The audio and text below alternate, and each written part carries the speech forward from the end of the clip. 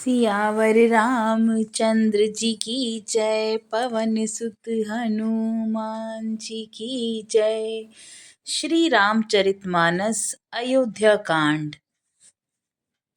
अजसु होऊ जग सुज सुन साऊ। नरक परों बरु सुरपुर जाऊ। सब दुख दुसह सहावहु मोहि। लोचन ओट राम जनु होहि। जगत में चाहे अपयश हो या सुयश नष्ट हो जाए, नया पाप होने से मैं नरक में गिरूं अथवा स्वर्ग चला जाए, पूर्व पुण्यों के फलस्वरूप मिलने वाला स्वर्ग चाहे मुझे न ही मिले और भी सब प्रकार के दूसरे दुख आप मुझसे सहन करा लें, पर श्री रामचंद्र जी मेरी आंखों की ओट ना हों। असमन गुनई राव नहीं बोला। पीपर पात सरिस मनु डोला। रघुपति पितहि प्रेम बस जानी। पुनि कछु कही मातु अनुमानी। राजा मन ही मन इस प्रकार विचार कर रहे हैं, बोलते नहीं। उनका मन पीपल के पत्ते की तरह डोल रहा है। श्री रघुनाथ जी ने पिता को प्रेम के वश जानकर और यह अनुमान करके कि माता फिर कुछ कहेगी तो पिताजी को दुख होगा, देश काल अवसर अनुसारी बोले बचन बिनित विचारी। तात केहूँ कछु करऊँ ढिठाई। अनुचित क्षमव जानि लरिकाई। देश काल और अवसर के अनुकूल विचार कर विनीत वचन कहे, हे तात, मैं कुछ कहता हूँ, ये ढिठाई करता हूँ, इस अनुचित्य को मेरी बाल्यावस्था समझकर क्षमा कीजिएगा। अति लघु बात लागी दुख पावा। काहू न मोहि कही प्रथम जनावा। देखी गोसाई पूछे माता। सुनि प्रसंग भय शीतल गाता। इस अत्यंत तुच्छ बात के लिए आपने इतना दुख पाया, मुझे किसी ने पहले कहकर ये बात नहीं जनाई। आपको इस दशा में देखकर मैंने माता से पूछा। उनसे सारा प्रसंग सुनकर मेरे सब अंग शीतल हो गए। मुझे बड़ी प्रसन्नता हुई। दोहा। मंगल समय स्नेह बस। सोच परिहरिय तात। आय सुदेई हर्षिय। कहीं पुल के प्रभु गात। हे पिताजी, इस मंगल के समय स्नेहवश होकर सोच करना छोड़ दीजिए। हृदय में प्रसन्न होकर मुझे आज्ञा दीजिए। यह कहते हुए प्रभु श्री रामचंद्र जी सर्वांग पुलकित हो गए। धन्य जन्म जगती तलतासु। पीतहि प्रमुद चरित सुनि जासु। चारि पदारथ कर तलता के। प्रिय पितु मातु प्राण सम जाके।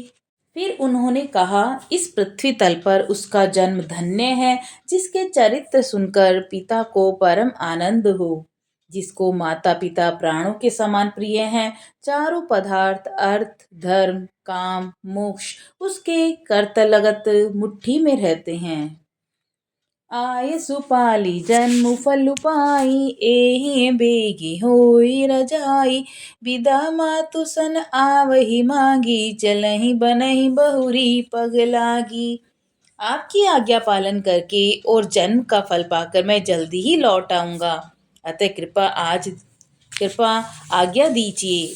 माता से विदा मांगकर आता हूँ, फिर आपके पैर लगकर वन को चलूंगा। अस कही राम गवनु तब कीना। भूप शोक बस अतुर न दीना।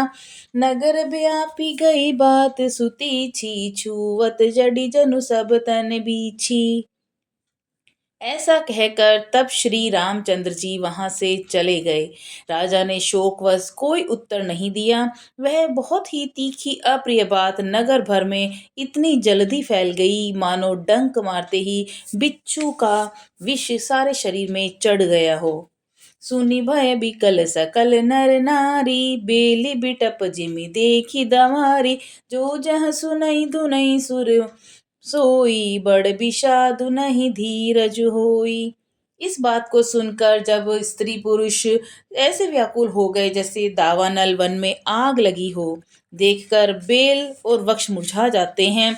वहाँ जो जन सुनता है वही सिर पीटने लगता है और बड़ा विषाद है, किसी को धीरज नहीं बंधता। मुख सुखाहि लोचन स्रवहि सो पुन हृदय समाई मनहु करुण सरस कट कटई उतरई अवध बजाई। सबके मुख सूख जाते हैं, आंखों से आंसू बहते हैं और शोक हृदय में नहीं समाता। मानो करुणा सर की सेवा अवध पर डंका बजाकर उतर आई है। मिलही माज बीती बात बेगारी जह तह दे के कहिए गारी एही पापिन बूझी का परेऊ छाई भवन पर पावक धरेऊ। सब मेल मिल गए थे, सब संयोग ठीक हो गए थे। इतने में ही विधाता ने बात बिगाड़ दी। जहां तहां लोग केकई को गाली दे रहे हैं। इस पापिन को क्या सूझ पड़ा जो इसने छाए घर पर आग लगा दी। निज कर नयन काढ़ी चह दीखा डारी सुधा बिषु चाहत चीखा कुटिल कदो कठोर कुबुद्धि अभागी भई रघुवंश बेनु बन आगी।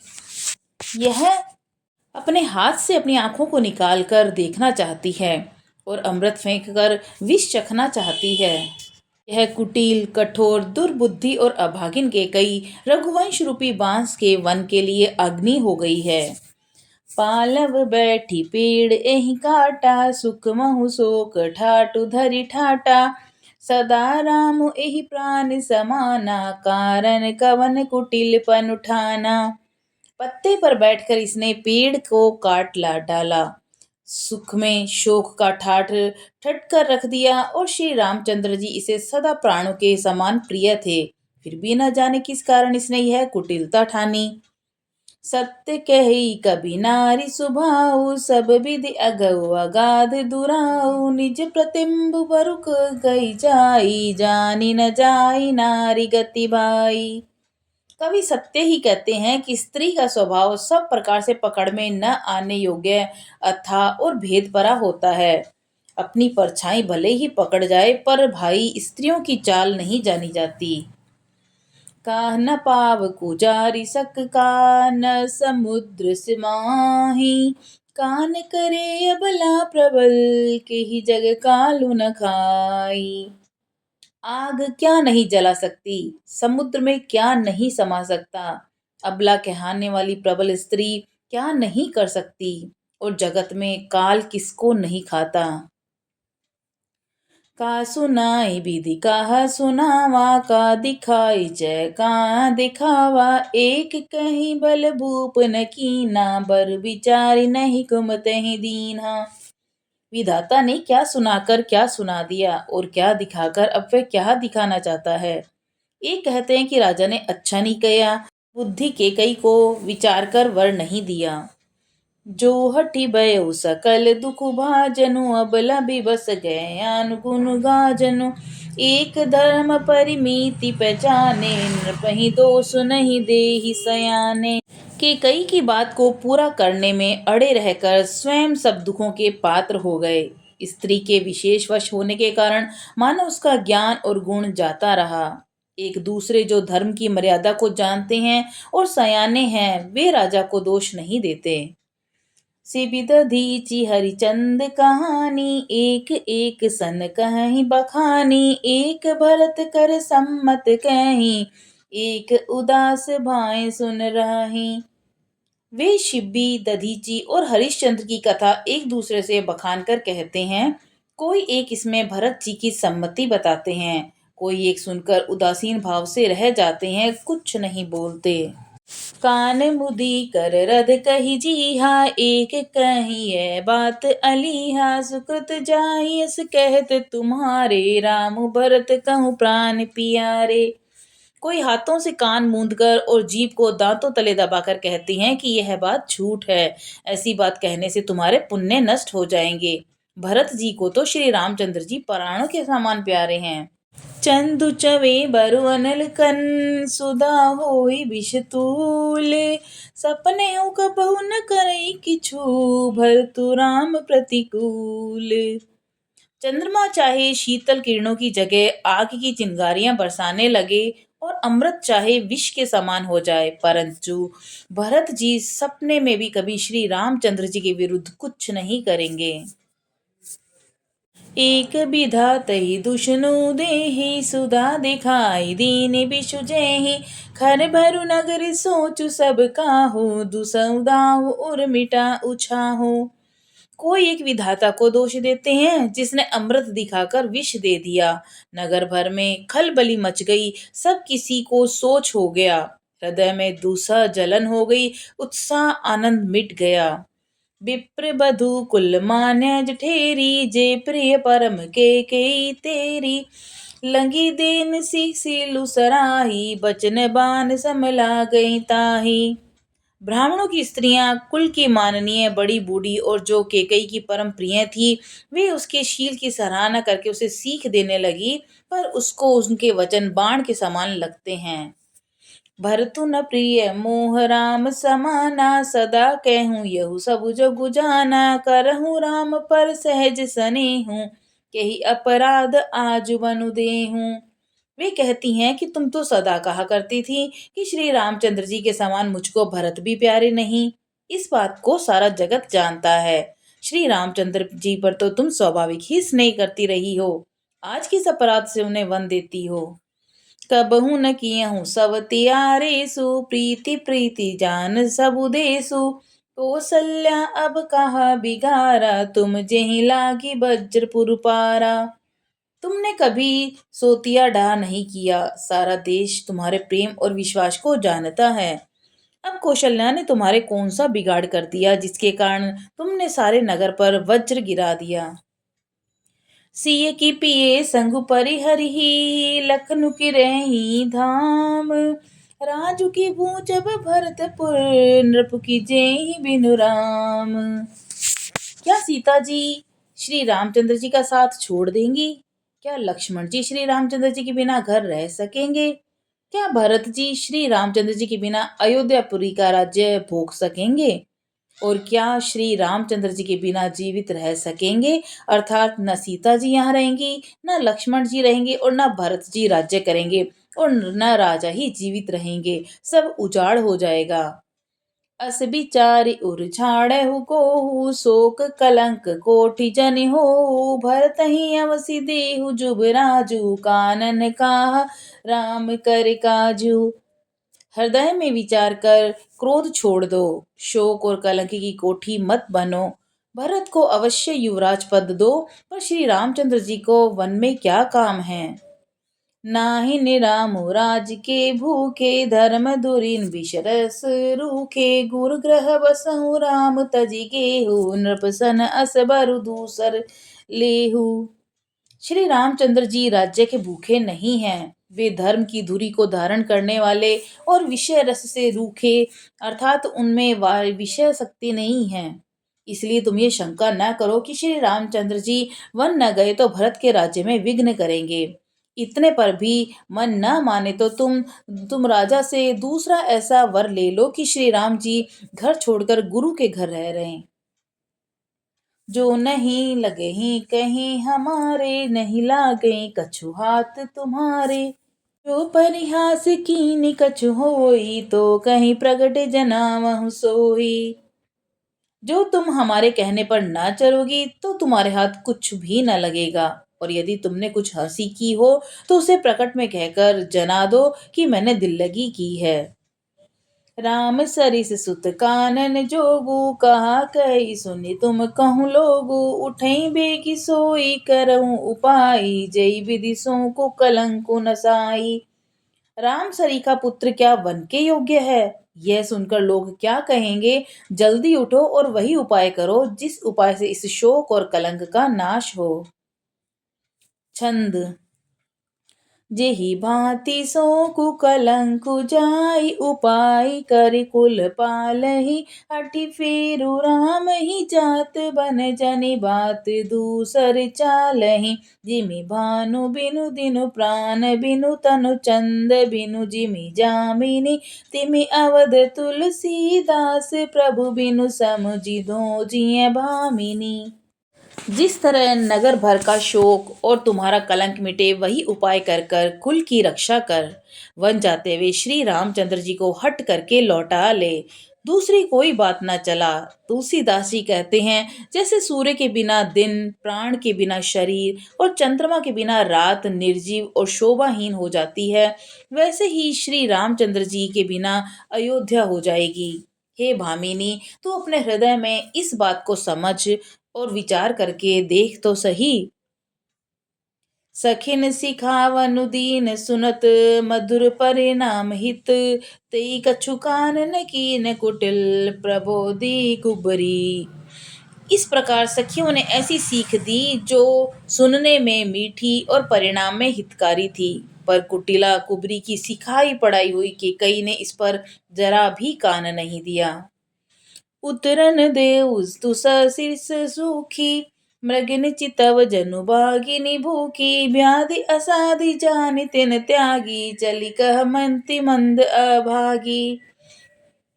कि कहीं कोई उत्तर नहीं देती। वह दूसरे क्रोध के मारे होए जा रूखी हो जा रही है और ऐसे देखती है मानो भूखी बागिन हरिणियों को देखती है।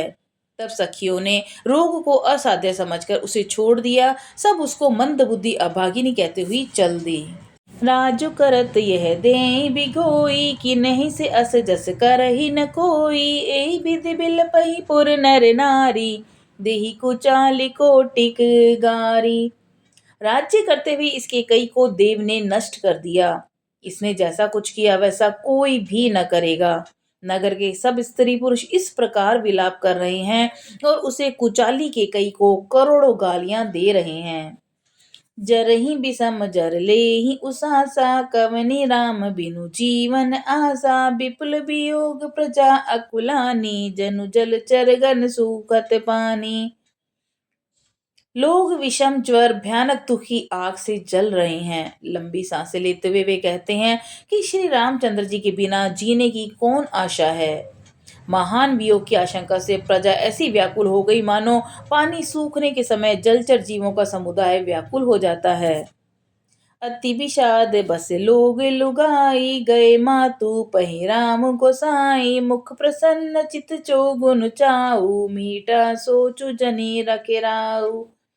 सभी पुरुष स्त्रियां अत्यंत विषाद के वश हो रहे हैं। स्वामी श्री रामचंद्र जी माता कौशल्या के पास गए। उनका मुख प्रसन्न है और चित्त में उत्साह है। यह सोच मिट गया है कि राजा कहीं रख न ले। श्री रामचंद्र जी को राज तिलक की बात सुनकर विषाद हुआ था कि सब भाइयों को छोड़कर बड़े भाई मुझको ही राज तिलक क्यों होता है। अब माता कैकेयी की आज्ञा और पिता की मौन सम्मति पाकर वह सोच मिट गया। नव गयंदु रघुबीर मनु राजू अलान समान छूट जानि बन गवनु सुनी उर आनंद अधिकान। श्री रामचंद्र जी का मन नए पकड़े हुए हाथी के समान और राज तिलक उस हाथी के बांधने की कांटेदार लोहे की बेड़ी के समान है। वन जाना है यह सुनकर अपने को बंधन से छूटा जानकर उनके हृदय में आनंद बढ़ गया है। रघुकुल तिलक जोरी देउ हाथा मुदित मातु पद नाउ माथा दीन ही असिस लाई और लीने भूषण बसन निछावरी कीने। रघुकुल तिलक श्री रामचंद्र जी ने दोनों हाथ जोड़कर आनंद के साथ माता के चरणों में सिर निवाया। माता ने आशीर्वाद दिया और अपने हृदय से लगा लिया और उन पर गहने और कपड़े न्योछावर किए।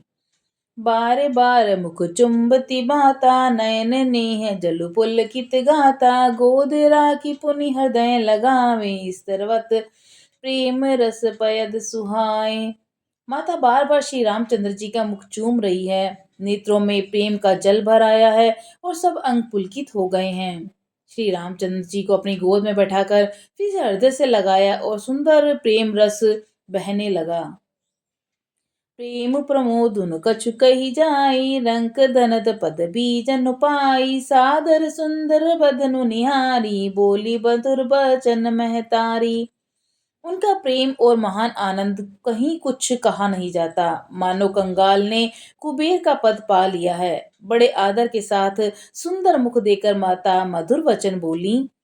केहूँ तात जननी बलिहारी, कबहि लगन मुद मंगलकारी, सुकृतशील सुख शिव सुहाई, जन्म लाभ कहीं अवधि अगाई। हे तात, माता बलिहारी जाती है, कहो वह आनंद मंगलकारी लग्न कब है जो मेरे पुण्यशील और सुख की सुंदर सीमा है और जन्म लेने के लाभ की पूर्णतम अवधि है। जेहि चाहत नर नारी सब, अति आरत एहि भांति, जिमि चातक जातकी तृषित, वृष्टि शरद ऋतु स्वाति।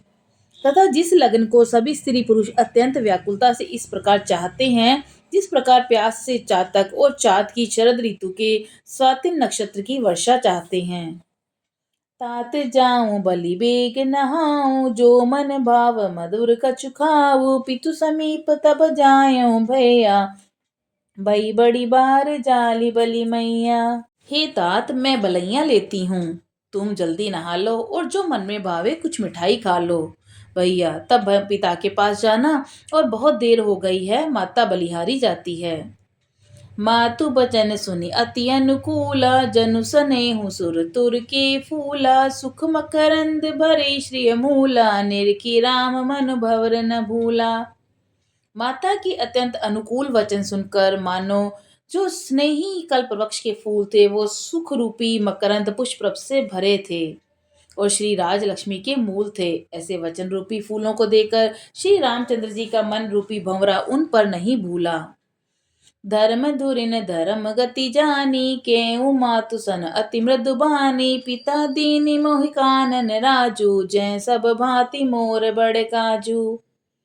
धर्मपुरी श्री रामचंद्र जी ने धर्म की गति जानकर माता से अत्यंत कोमल वाणी से कहा, माता, पिताजी ने मुझे वन का राज्य दिया है, जहाँ सब प्रकार से मेरा बड़ा काम करने वाला है। आय सुदेहि मुदित मन माता, जय मुद मंगल कानन जाता, जनि स्नेह बस डर पसी मोरे, आनंद अम्ब अनुग्रह तोरे। हे माता, तू प्रसन्न मन से मुझे आज्ञा दे, जिससे मेरी वन यात्रा में आनंद मंगल हो और मेरे स्नेहवश भूल कर भी डरना नहीं। हे माता, तेरी कृपा से आनंद ही होगा।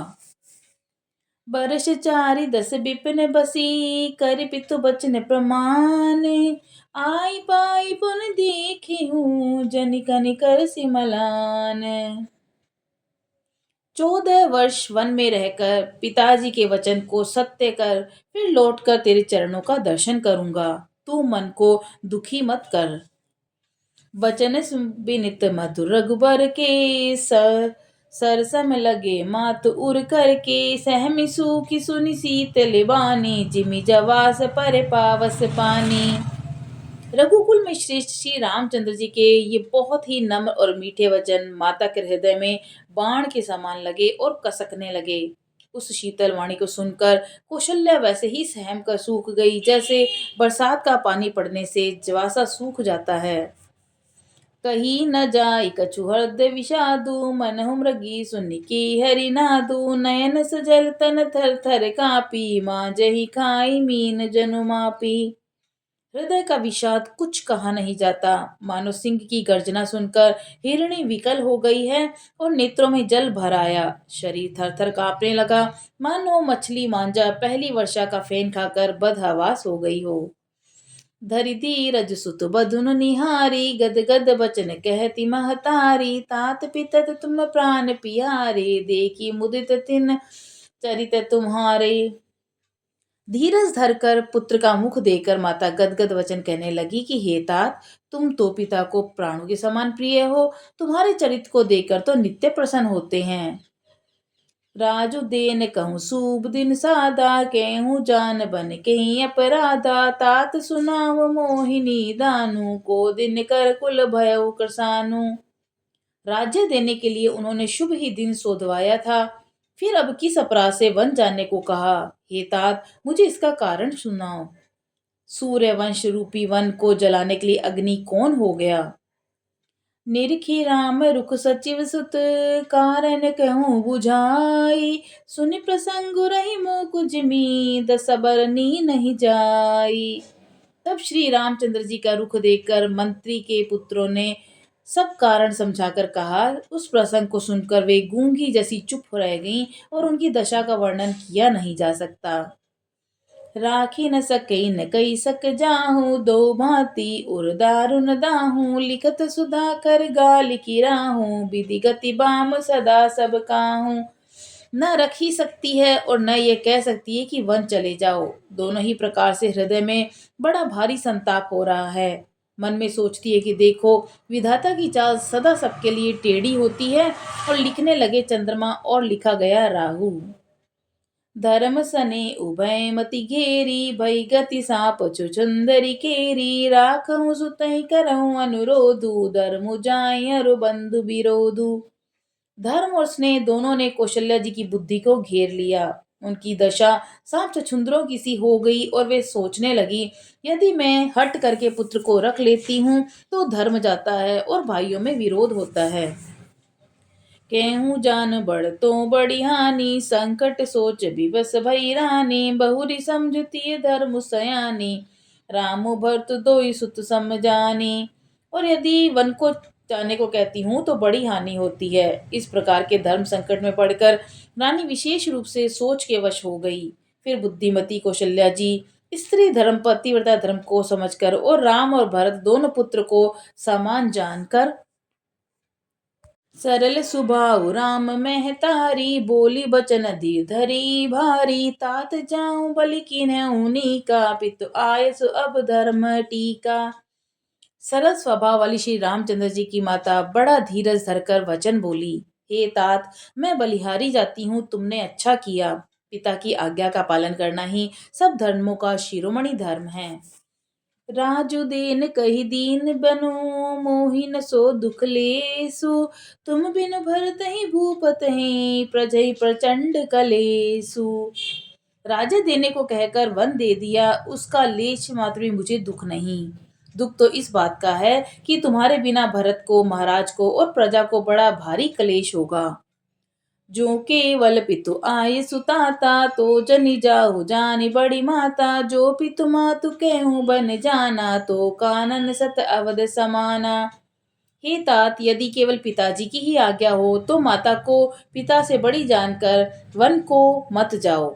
किंतु यदि पिता माता दोनों ने वन जाने को कहा हो तो वन तुम्हारे लिए सैकड़ों अयोध्या के समान है। पितु बन देव मातु बन देवी, खग मृग चरण सरोहि सेवई। अंतहु उचित नृपहि बन बासु, भय बिलोगी होई हरासु। वन के देवता तुम्हारे पिता होंगे और वन देवियां माता होंगी। वहां के पशु पक्षी तुम्हारे चरण कमलों के सेवक होंगे। राजा के लिए अंत में वनवास करना उचित ही है। केवल तुम्हारी सुकुमार अवस्था देखकर हृदय में दुख होता है। बड़भागी बनु अवध अभागी, जो रघुवंश तिलक तुम त्यागी। जो सुत कहूँ संग मोहि लेहु, तुम्हारे हृदय होई संदेहु। हे रघुवंश के तिलक, वन बड़ा भाग्यवान है और ये अवध अभागी है जिसे तुमने त्याग दिया है। हे पुत्र, यदि मैं कहूँ कि मुझे भी साथ ले चलो तो तुम्हारे हृदय में संदेह होगा कि माता इसी बहाने मुझे रोकना चाहती है। पूत परम प्रिय तुम सब ही के, प्राण प्राण के जीवन जी के। ते तुम कहूँ मातु बन जाऊं, मैं सुनी बचन बैठी पछताऊं। हे पुत्र, तुम सभी के परम प्रिय हो, प्राणों के प्राण, हृदय के जीवन हो। वही प्राणाधार तुम कहते हो कि माता मैं वन को जाऊं और मैं तुम्हारे वचनों को सुनकर बैठी पछताती हूँ। यह बिचारी नहीं करें हट, झूठ सनेहु बढ़ाई। मानी मातु कर नाथ बलि, सुरति बिसर जनि जाई। यह सोचकर झूठा स्नेह बढ़ाकर मैं हट नहीं करती। बेटा, मैं बलैया लेती हूँ। माता का नाता मानकर मेरी सुध भूल न जाना। सियावर रामचंद्र जी की जय, पवन सुत हनुमान जी की जय।